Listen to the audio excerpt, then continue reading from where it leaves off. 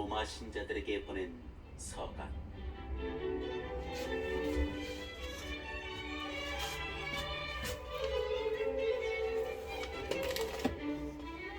1장. 그리스도 예수님의 종으로서 사도로 부르심을 받고 하느님의 복음을 위하여 선택을 받은 바오로가 이 편지를 씁니다. 이 복음은 하느님께서 당신의 예언자들을 통하여 미리 성경에 약속해 놓으신 것으로 당신 아들임에 관한 말씀입니다. 그분께서는 육으로는 다윗의 후손으로 태어나셨고 거룩한 영으로는 죽은 이들 가운데에서 부활하시어 힘을 지니신 하느님의 아들임으로 확인되신 우리 주 예수 그리스도이십니다. 우리는 바로 그분을 통하여 사도직의 은총을 받았습니다. 이는 그분의 이름을 위하여 모든 민족들에게 믿음의 순종을 일깨우려는 것입니다. 여러분도 그들 가운데에서 부르심을 받고 예수 그리스도의 사람이 되었습니다. 성도로 부르심을 받은 이들로서 하느님께 사랑받는 로마의 모든 신자에게 인사합니다. 하느님 우리 아버지와 주 예수 그리스도에게서 은총과 평화가 여러분에게 내리기를 빕니다.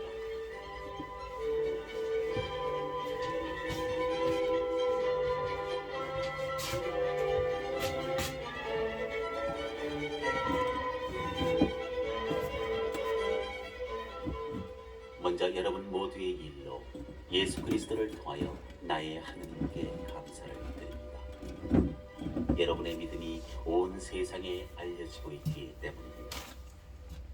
그분 아드님의 복음을 선포하며 내 영으로 섬기는 하느님께서 나의 증인이십니다.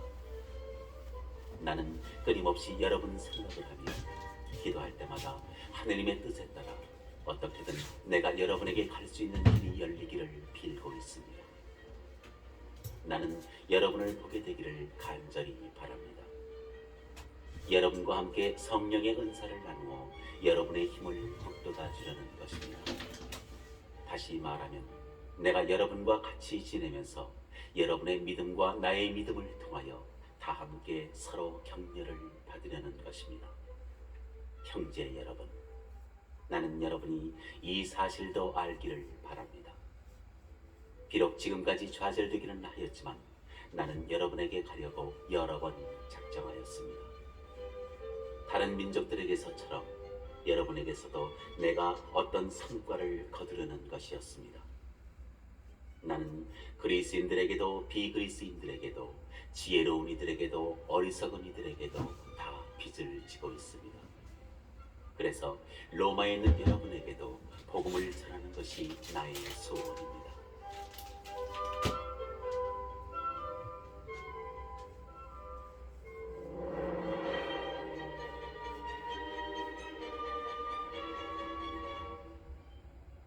나는 복음을 부끄러워하지 않습니다. 복음은 먼저 유다인에게 그리고 그리스인에게까지 믿는 사람이면 누구에게나 구원을 가져다주는 하느님의 힘이기 때문입니다. 복음 안에서 하느님의 의로움이 믿음에서 믿음으로 계시됩니다.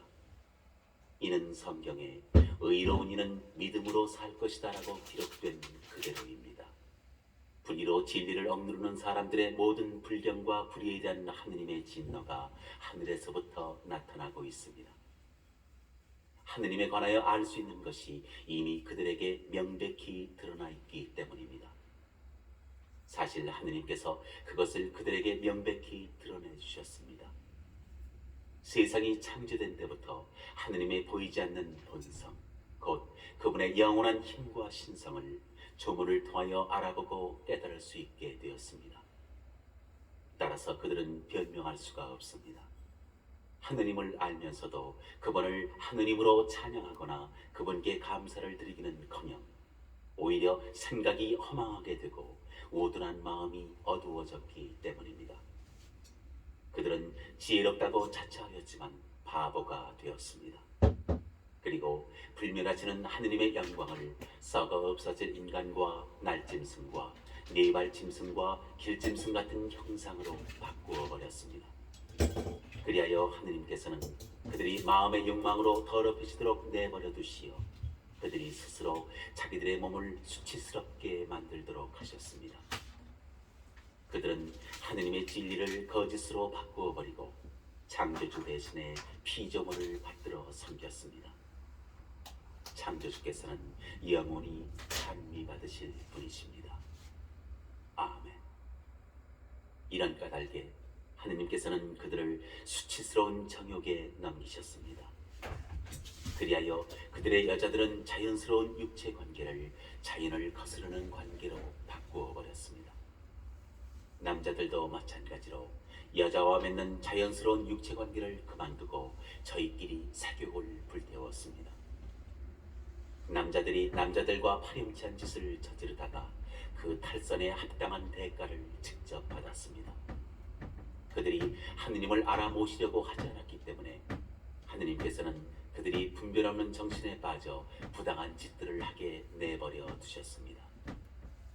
그들은 온갖 불의와 사악과 탐욕과 악의로 가득 차 있고 시기와 살인과 분쟁과 사기와 악덕으로 그득합니다. 그들은 험담꾼이고 중상꾼이며 하느님을 미워하는 자고 불선하고 오만한 자며 허풍쟁이고 모략꾼이고 부모에게 순종하지 않는 자며 우둔하고 신의가 없으며 비정하고 무자비한 자입니다. 이와 같은 짓을 저지르는 자들은 죽어 마땅하다는 하느님의 법규를 알면서도 그들은 그런 짓을 할 뿐만 아니라 그 같은 짓을 저지르는 자들을 두둔하기까지 합니다.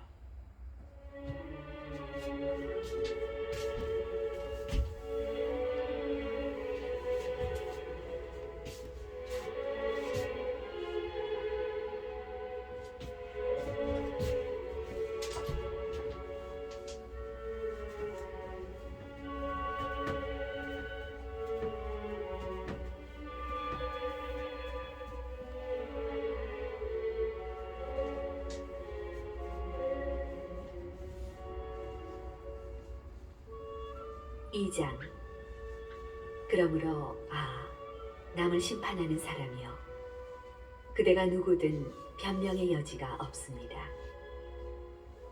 남을 심판하면서 똑같은 짓을 저지르고 있으니 남을 심판하는 바로 그것으로 자신을 단죄하고 있기 때문입니다.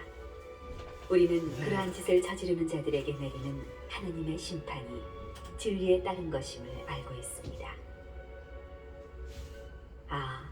그러한 짓을 저지르는 자들을 심판하면서도 스스로 같은 짓을 하는 사람이여, 그대는 하느님의 심판을 모면할 수 있으리라고 생각합니까? 아니면 하느님의 그 큰 호의와 관용과 인내를 업신여기는 것입니까?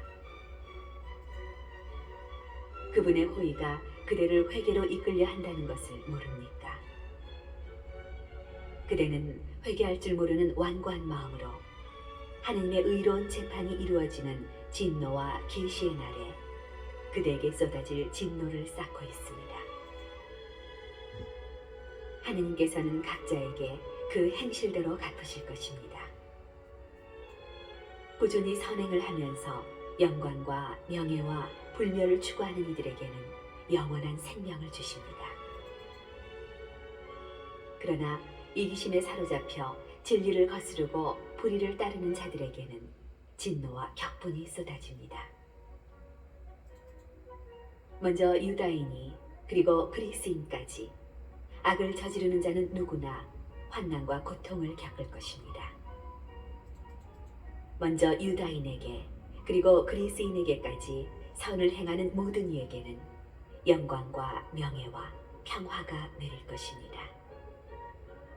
하느님께서는 사람을 차별하지 않으시기 때문입니다.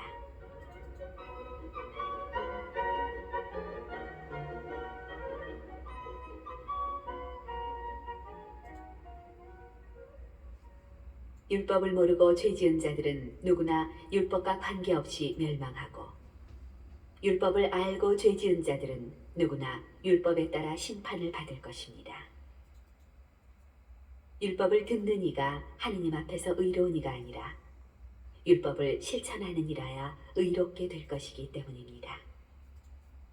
다른 민족들이 율법을 가지고 있지 않으면서도 본성에 따라 율법에서 요구하는 것을 실천하면 율법을 가지고 있지 않은 그들이 자신들에게는 율법이 됩니다.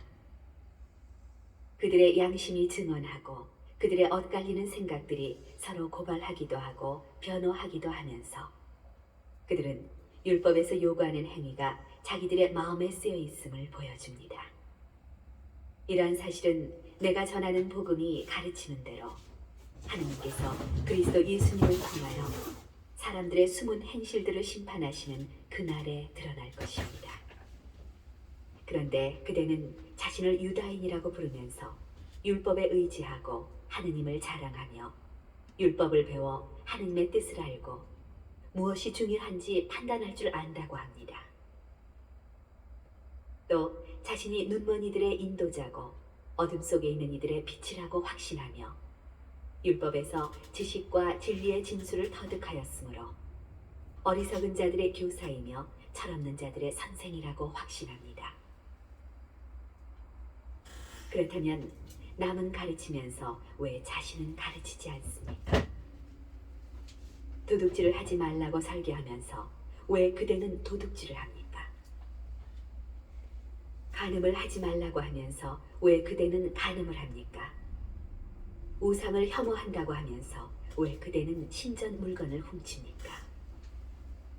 율법을 자랑하면서 왜 그대는 율법을 어겨 하느님을 모욕합니까?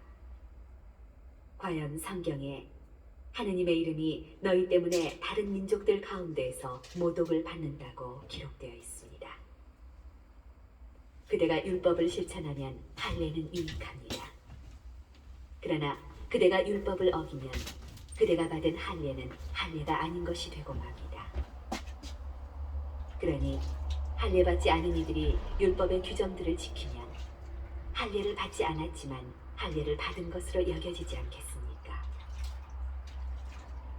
그리하여 몸에 할례를 받지 않았으면서도 율법을 준수하는 이들이 법전을 가지고 있고 할례를 받았으면서도 율법을 어기는 그대를 심판할 것입니다. 겉모양을 갖추었다고 유다인이 아니고 살갗의 겉모양으로 나타난다고 할례가 아닙니다. 오히려 속으로 유다인인 사람이 참 유다인이고 문자가 아니라 성령으로 마음에 받는 할례가 참 할례입니다. 그렇게 하는 이는 사람들이 아니라 하느님께 칭찬을 받습니다. 성령이 주셨다는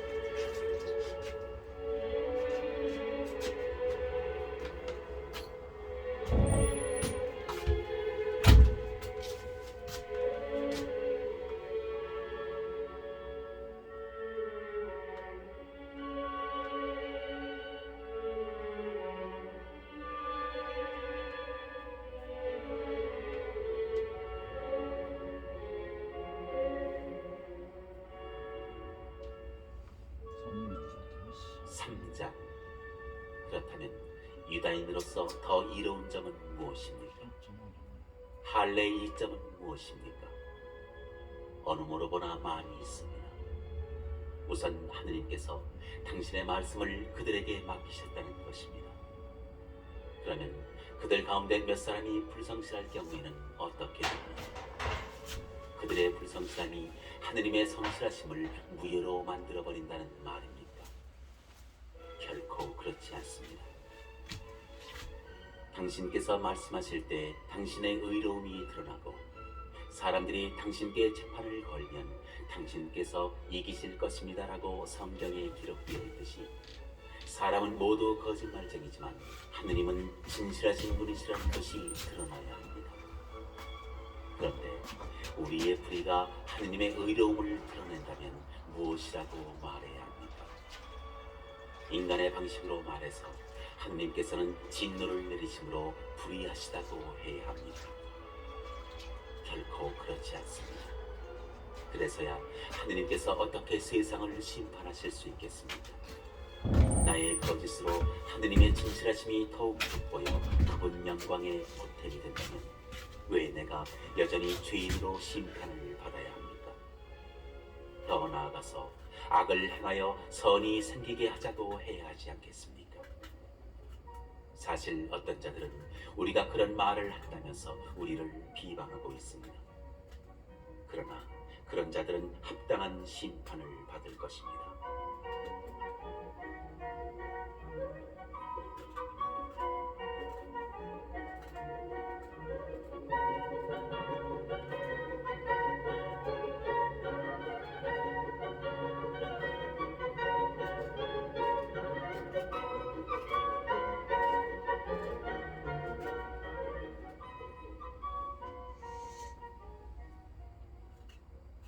그러면 어떻게 됩니까?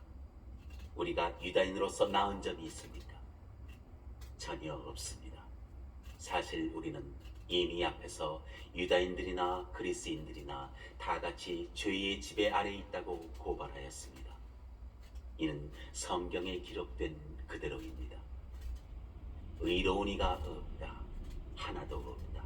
깨닫는 이 없고 하느님을 찾는 이 없다. 모두 빗나가 다 함께 쓸모없이 되어버렸다. 호의를 베푸는 이가 없다. 하나도 없다. 그들 목구멍은 열린 무덤. 혀로는 사람을 속이고 입술 밑에는 살무사의 독을 품는다. 그들의 입은 저주와 독설로 가득하고 발은 남의 피를 쏟는 일에 적합하며 그들이 가는 길에는 파멸과 비참만이 있다. 그들은 평화의 길을 알지 못한다. 그들의 눈에는 하느님을 두려워하는 빛이 없다. 우리가 알다시피 율법이 말하는 것은 모두 율법 아래 사는 사람들에게 해당됩니다. 그래서 모든 입은 다물어지고 온 세상은 하느님 앞에 유죄임이 드러납니다. 어떠한 인간도 율법에 따른 행위로 하느님 앞에서 의롭게 되지 못하기 때문입니다. 율법을 통해서는 죄를 알게 될 따름입니다.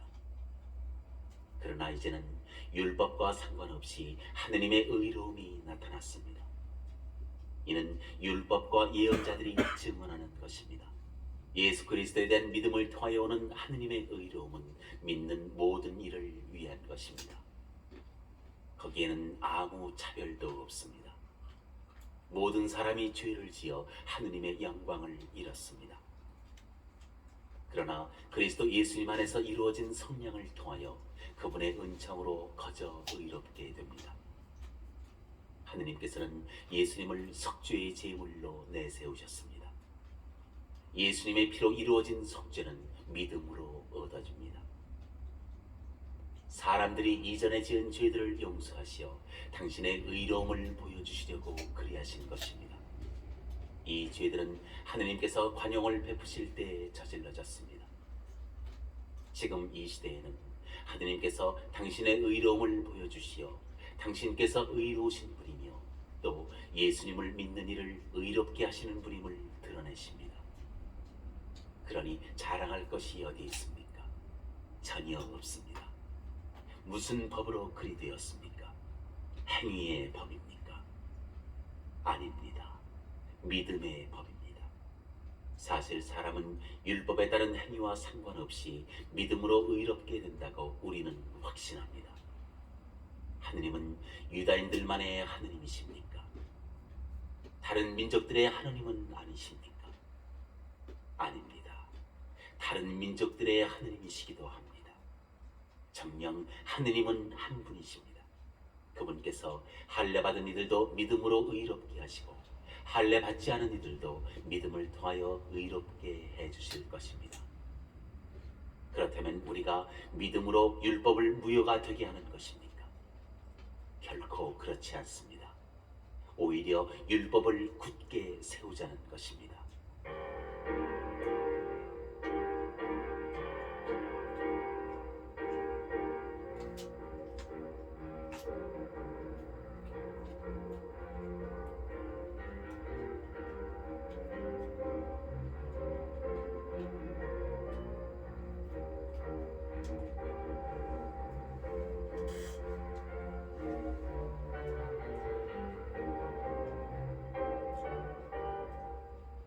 사장. 그렇다면 혈육으로 우리 선조인 아브라함이 찾아 얻은 것을 두고 우리가 무엇이라고 말해야 합니까? 아브라함이 행위로 의롭게 되었더라면 자랑할 만도 합니다. 그러나 하느님 앞에서는 그렇지 않습니다. 성경은 무엇이라고 말합니까? 아브라함이 하느님을 믿으니 하느님께서 믿음을 의로움으로 인정해 주셨다 하였습니다. 일을 하는 사람에게는 품삯이 선물이 아니라 당연한 보수로 여겨집니다. 그러나 일을 하지 않더라도 불경한 자를 의롭게 하시는 분을 믿는 사람은 그 믿음을 의로움으로 인정받습니다.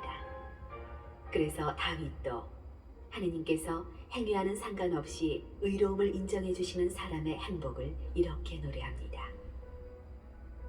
행복하여라, 불법을 용서받고 죄가 덮어진 사람들. 행복하여라, 주님께서 죄를 헤아리지 않으시는 사람.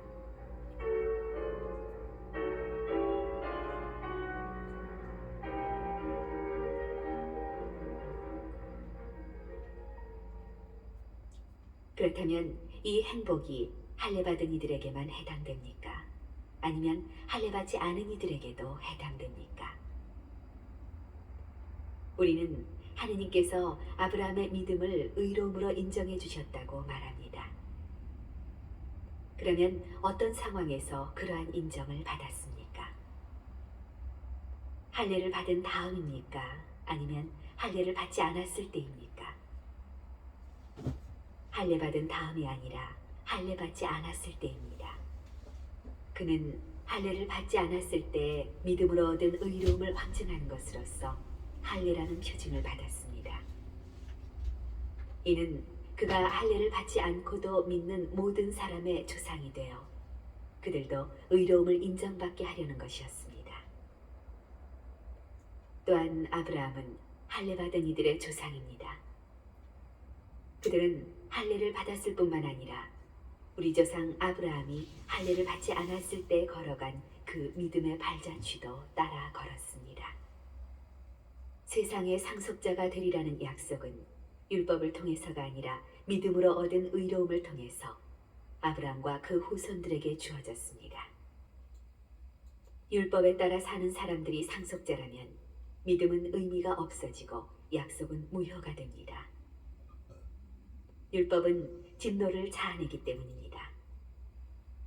율법이 없는 곳에는 범법도 없습니다. 그러한 까닭에 약속은 믿음에 따라 이루어지고 은총으로 주어집니다. 이는 약속이 모든 후손에게 곧 율법에 따라 사는 이들뿐만 아니라 아브라함이 보여준 믿음에 따라 사는 이들에게도 보장되게 하려는 것입니다. 아브라함은 우리 모두의 조상입니다. 그것은 성경에 내가 너를 많은 민족의 조상으로 만들었다라고 기록된 그대로입니다.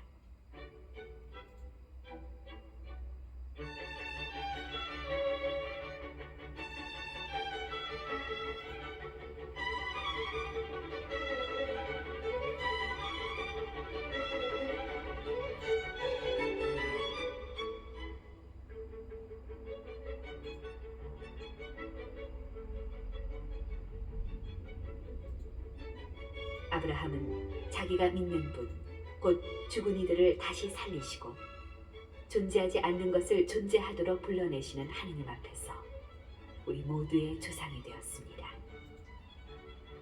그는 희망이 없어도 희망하며 너의 후손들이 저렇게 많아질 것이다 하신 말씀에 따라 많은 민족의 아버지가 될 것을 믿었습니다. 100살가량이 되어 자기 몸이 이미 죽은 것이나 다름없고 살아야 못해도 죽은 것이라 여기면서도 믿음이 약해지지 않았습니다.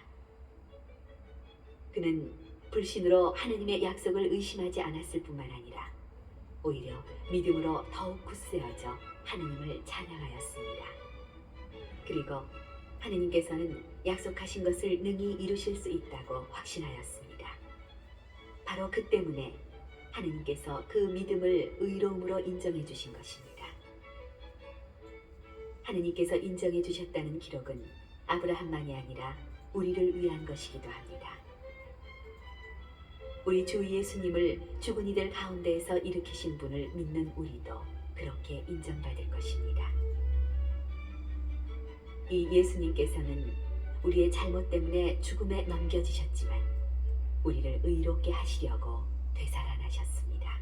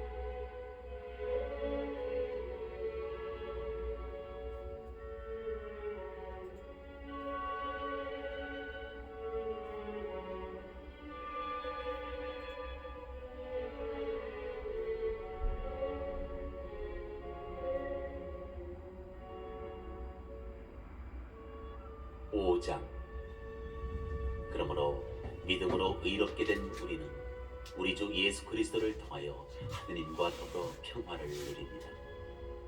믿음 덕분에 우리는 그리스도를 통하여 우리가 서 있는 이 은총 속으로 들어올 수 있게 되었습니다.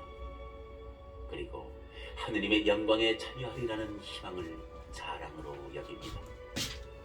그뿐만 아니라 우리는 환난도 자랑으로 여깁니다. 우리가 알고 있듯이 환난은 인내를 자아내고 인내는 수양을, 수양은 희망을 자아냅니다. 그리고 희망은 우리를 부끄럽게 하지 않습니다. 우리가 받은 성령을 통하여 하느님의 사랑이 우리 마음에 부어졌기 때문입니다. 우리가 아직 나약하던 시절 그리스도께서는 정해진 때에 불경한 자들을 위하여 돌아가셨습니다. 의로운 일을 위해서라도 죽을 사람은 거의 없습니다. 혹시 착한 사람을 위해서라면 누가 죽겠다고 나설지도 모릅니다. 그런데 우리가 아직 죄인이었을 때 그리스도께서 우리를 위하여 돌아가심으로써 하느님께서는 우리에 대한 당신의 사랑을 증명해 주셨습니다. 그러므로 이제 그분의 피로 의롭게 된 우리가 그분을 통하여 하느님의 진노에서 구원을 받게 되리라는 것은 더욱 분명합니다. 우리가 하느님의 원수였을 때 그분 아드님의 죽음으로 그분과 화해하게 되었다면 화해가 이루어진 지금 그 아드님의 생명으로 구원을 받게 되리라는 것은 더욱 분명합니다. 그뿐 아니라 우리는 또한 우리 주 예수 그리스도를 통하여 하느님을 자랑합니다. 이 그리스도를 통하여 이제 화해가 이루어진 것입니다.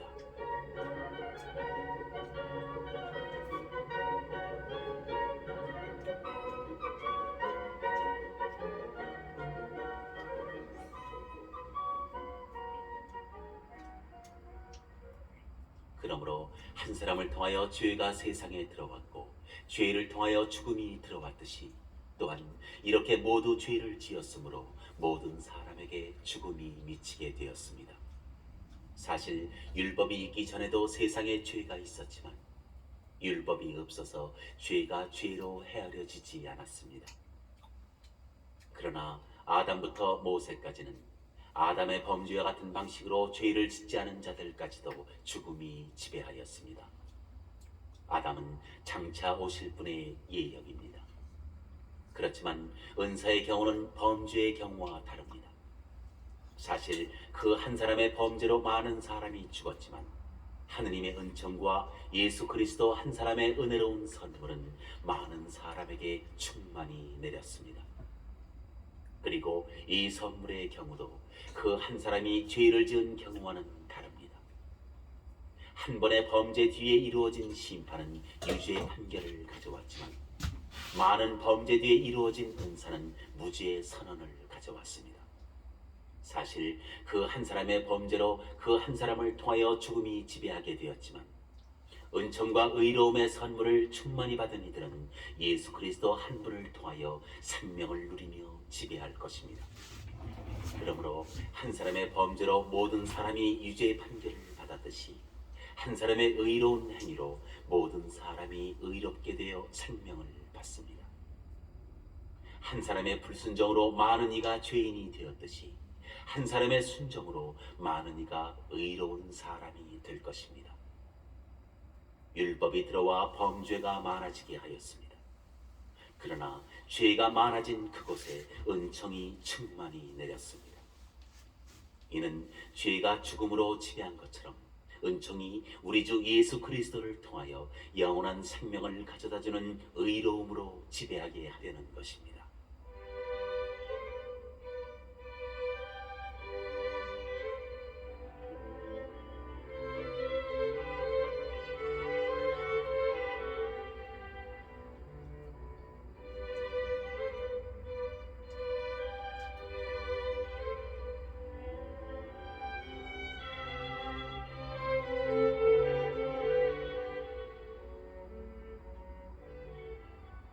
6장. 그렇다면 우리가 무엇이라고 말해야 합니까? 은총이 많아지도록 우리가 계속 죄 안에 머물러 있어야 합니까? 결코 그렇지 않습니다. 죄에서는 이미 죽은 우리가 어떻게 여전히 죄 안에 살 수 있겠습니까? 그리스도 예수님과 하나 되는 세례를 받은 우리가 모두 그분의 죽음과 하나 되는 세례를 받았다는 사실을 여러분은 모릅니까? 과연 우리는 그분의 죽음과 하나 되는 세례를 통하여 그분과 함께 묻혔습니다. 그리하여 그리스도께서 아버지의 영광을 통하여 죽은 이들 가운데서 되살아나신 것처럼 우리도 새로운 삶을 살아가게 되었습니다. 사실 우리가 그분처럼 죽어 그분과 결합되었다면 부활 때도 분명히 그리 될 것입니다. 우리는 압니다. 우리의 옛 인간이 그분과 함께 십자가에 못 박힘으로써 죄의 지배를 받는 몸이 소멸하여 우리가 더 이상 죄의 종노릇을 하지 않게 되었습니다. 죽은 사람은 죄에서 벗어나기 때문입니다. 그래서 우리가 그리스도와 함께 죽었으니 그분과 함께 살리라고 우리는 믿습니다. 우리는 그리스도께서 죽은 이들 가운데에서 되살아나시어 다시는 돌아가시지 않으리라는 것을 압니다. 죽음은 더 이상 그분 위에 군림하지 못합니다. 그분께서 돌아가신 것은 죄와 관련하여 단 한 번 돌아가신 것이고 그분께서 사시는 것은 하느님을 위하여 사시는 것입니다. 이와 같이 여러분 자신도 죄에서는 죽었지만 그리스도 예수님 안에서 하느님을 위하여 살고 있다고 생각하십시오. 그러므로 죄가 여러분의 죽을 몸을 지배하여 여러분이 그 욕망에 순종하는 일이 없도록 하십시오. 그리고 여러분의 지체를 불의의 도구로 죄에 넘기지 마십시오. 오히려 죽은 이들 가운데에서 살아난 사람으로서 자신을 하느님께 바치고 자기 지체를 의로움의 도구로 하느님께 바치십시오. 죄가 여러분 위에 군림할 수는 없습니다. 여러분은 율법 아래 있지 않고 은총 아래 있습니다.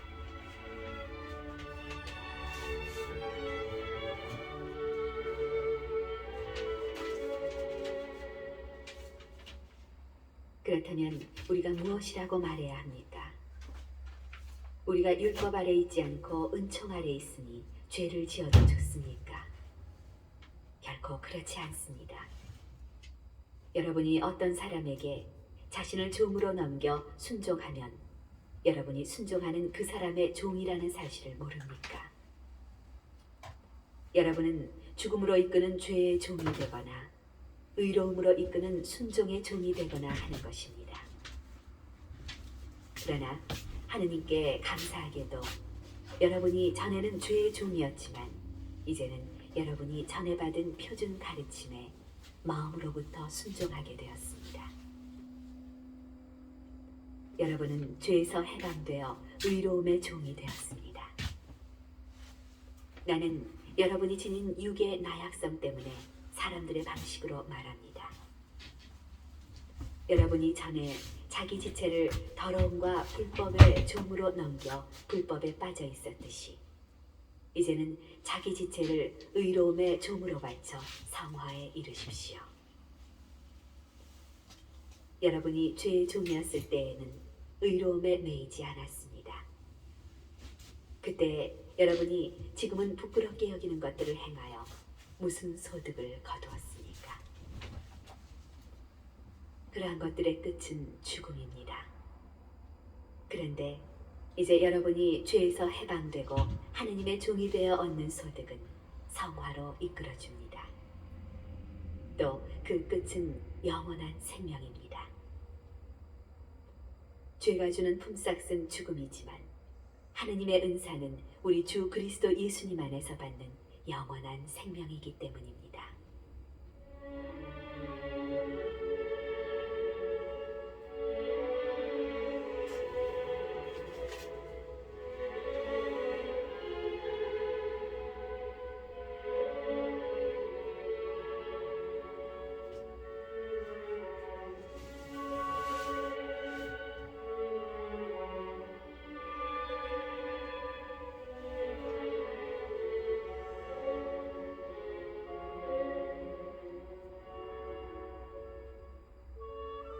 칠 장 형제 여러분, 여러분이 율법을 아는 사람들이기에 말합니다. 율법은 사람이 살아있는 동안에만 그 위에 군림한다는 사실을 모릅니까? 혼인한 여자는 남편이 살아있는 동안에만 율법으로 그에게 매여 있습니다.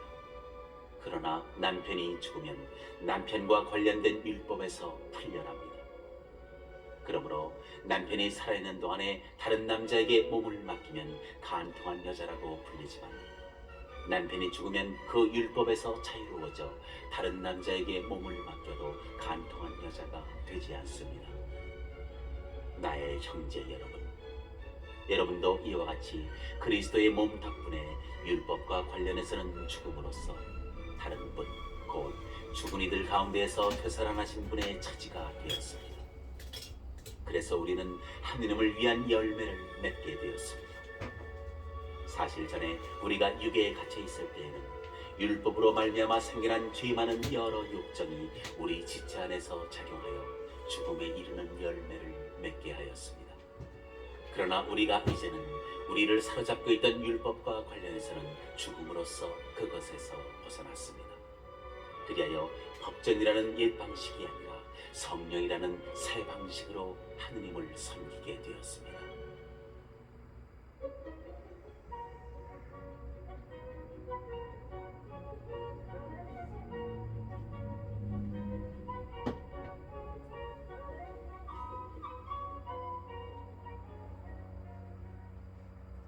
그렇다면 우리가 무엇이라고 말해야 합니까? 율법이 죄입니까? 결코 그렇지 않습니다. 그러나 율법이 없었다면 나는 죄를 몰랐을 것입니다. 율법에서 탐내서는 안 된다고 하지 않았으면 나는 탐욕을 알지 못하였을 것입니다. 이 계명을 빌미로 죄가 내 안에 온갖 탐욕을 일으켜 놓았습니다. 사실 율법과 상관이 없을 경우 죄는 죽은 것입니다. 전에는 내가 율법과 상관없이 살았습니다. 그러나 계명이 들어오자 죄는 살아나고 나는 죽었습니다. 그래서 생명으로 이끌어야 하는 계명이 나에게는 죽음으로 이끄는 것으로 드러났습니다. 죄가 계명을 빌미로 나를 속이고 또 그것으로 나를 죽인 것입니다. 그러나 율법은 거룩합니다. 계명도 거룩하고 의롭고 선한 것입니다. 그렇다면 그 선한 것이 나에게는 죽음이 되었다는 말입니까? 결코 그렇지 않습니다. 오히려 죄가 그 선한 것을 통하여 나에게 죽음을 가져왔습니다. 죄가 죄로 드러나게, 죄가 계명을 통하여 철저히 죄가 되게 하려는 것입니다. 우리가 알고 있듯이 율법은 영적인 것입니다. 그러나 나는 육적인 존재, 죄의 종으로 팔린 몸입니다. 나는 내가 하는 것을 이해하지 못합니다. 나는 내가 바라는 것을 하지 않고 오히려 내가 싫어하는 것을 합니다. 그런데 내가 바라지 않는 것을 한다면 이는 율법이 좋다는 사실을 내가 인정하는 것입니다. 그렇다면 이제 그런 일을 하는 것은 더 이상 내가 아니라 내 안에 자리 잡고 있는 죄입니다. 사실 내 안에 곧 내 육 안에 선이 자리 잡고 있지 않음을 나는 압니다. 나에게 원의가 있기는 하지만 그 좋은 것을 하지는 못합니다. 선을 바라면서도 하지 못하고 악을 바라지 않으면서도 그것을 하고 맙니다. 그래서 내가 바라지 않는 것을 하면 그 일을 하는 것은 더 이상 내가 아니라 내 안에 자리 잡은 죄입니다. 여기에서 나는 법칙을 발견합니다. 내가 좋은 것을 하기를 바라는데도 악이 바로 내 곁에 있다는 것입니다. 나의 내적 인간은 하느님의 법을 두고 기뻐합니다. 그러나 내 지체 안에는 다른 법이 있어 내 이성의 법과 대결하고 있음을 나는 봅니다. 그 다른 법이 나를 내 지체 안에 있는 죄의 법에 사로잡히게 합니다. 나는 과연 비참한 인간입니다. 누가 이 죽음에 빠진 몸에서 나를 구해줄 수 있습니까? 우리 주 예수 그리스도를 통하여 나를 구해주신 하느님께 감사드립니다. 이렇게 나 자신이 이성으로는 하느님의 법을 섬기지만 육으로는 죄의 법을 섬깁니다.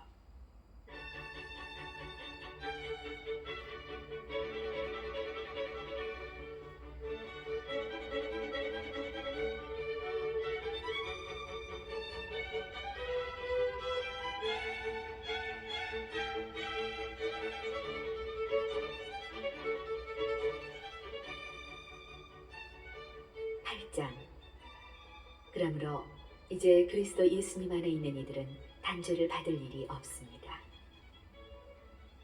그리스도 예수님 안에서 생명을 주시는 성령의 법이 그대를 죄와 죽음의 법에서 해방시켜 주었기 때문입니다. 율법이 육으로 말미암아 나약해져 이룰 수 없던 것을 하느님께서 이루셨습니다. 곧 당신의 친아드님을 죄 많은 육의 모습을 지닌 속죄 제물로 보내시어 그 육 안에서 죄를 처단하셨습니다. 이는 육이 아니라 성령에 따라 살아가는 우리 안에서 율법이 요구하는 바가 채워지게 하려는 것이었습니다. 무릇 육을 따르는 자들은 육에 속한 것을 생각하고 성령을 따르는 이들은 성령에 속한 것을 생각합니다. 육의 관심사는 죽음이고 성령의 관심사는 생명과 평화입니다. 육의 관심사는 하느님을 적대하는 것이기 때문입니다. 사실 그것은 하느님의 법에 복종하지 않을 뿐만 아니라 복종할 수도 없습니다. 육 안에 있는 자들은 하느님 마음에 들 수 없습니다. 그러나 하느님의 영이 여러분 안에 사시기만 하면 여러분은 육 안에 있지 않고 성령 안에 있게 됩니다. 누구든지 그리스도의 영을 모시고 있지 않으면 그는 그리스도께 속한 사람이 아닙니다. 그러나 그리스도께서 여러분 안에 계시면 몸은 비록 죄 때문에 죽은 것이 되지만 의로움 때문에 성령께서 여러분의 생명이 되어주십니다. 예수님을 죽은 이들 가운데서 일으키신 분의 영께서 여러분 안에 사시면 그리스도를 죽은 이들 가운데서 일으키신 분께서 여러분 안에 사시는 당신의 영을 통하여 여러분의 죽을 몸도 다시 살리실 것입니다. 그러므로 형제 여러분, 우리는 육에 따라 살도록 육에 빚을 진 사람이 아닙니다. 여러분이 육에 따라 살면 죽을 것입니다. 그러나 성령의 힘으로 몸의 행실을 죽이면 살 것입니다. 하느님의 영의 인도를 받는 이들은 모두 하느님의 자녀입니다. 여러분은 사람을 다시 두려움에 빠뜨리는 종살이의 영을 받은 것이 아니라 여러분을 자녀로 삼도록 해주시는 영을 받았습니다. 이 성령의 힘으로 우리가 아빠, 아버지 하고 외치는 것입니다.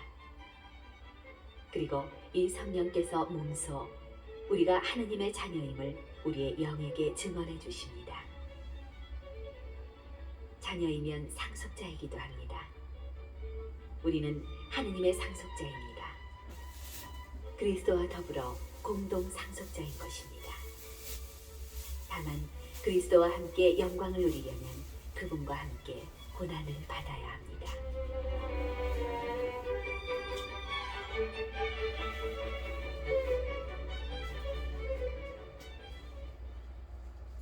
장차 우리에게 계시될 영광에 견주면 지금 이 시대에 우리가 겪는 고난은 아무것도 아니라고 생각합니다. 사실 피조물은 하느님의 자녀들이 나타나기를 간절히 기다리고 있습니다. 피조물이 허무의 지배 아래 든 것은 자의가 아니라 그렇게 하신 분의 뜻이었습니다. 그러나 그것은 희망을 간직하고 있습니다. 피조물도 멸망의 종살이에서 해방되어 하느님의 자녀들이 누리는 영광의 자유를 얻을 것입니다. 우리는 모든 피조물이 지금까지 다 함께 탄식하며 진통을 겪고 있음을 알고 있습니다. 그러나 피조물만이 아니라 성령을 첫 선물로 받은 우리 자신도 하느님의 자녀가 되기를, 우리의 몸이 성량되기를 기다리며 속으로 탄식하고 있습니다. 사실 우리는 희망으로 구원을 받았습니다. 보이는 것을 희망하는 것은 희망이 아닙니다. 보이는 것을 누가 희망합니까? 우리는 보이지 않는 것을 희망하기에 인내심을 가지고 기다립니다. 이와 같이 성령께서도 나약한 우리를 도와주십니다. 우리는 올바른 방식으로 기도할 줄 모르지만 성령께서 몸소 말로 다 할 수 없이 탄식하시며 우리를 대신하여 간구해 주십니다. 마음속까지 살펴보시는 분께서는 이러한 성령의 생각이 무엇인지 아십니다. 성령께서 하느님의 뜻에 따라 성도들을 위하여 간구하시기 때문입니다. 하느님을 사랑하는 이들, 그분의 계획에 따라 부르심을 받은 이들에게는 모든 것이 함께 작용하여 선을 이룬다는 것을 우리는 압니다. 하느님께서는 미리 뽑으신 이들을 당신의 아드님과 같은 모상이 되도록 미리 정하셨습니다. 그리하여 그 아드님께서 많은 형제 가운데 맞이가 되게 하셨습니다. 그렇게 미리 정하신 이들을 또한 부르셨고, 부르신 이들을 또한 의롭게 하셨으며, 의롭게 하신 이들을 또한 영광스럽게 해주셨습니다.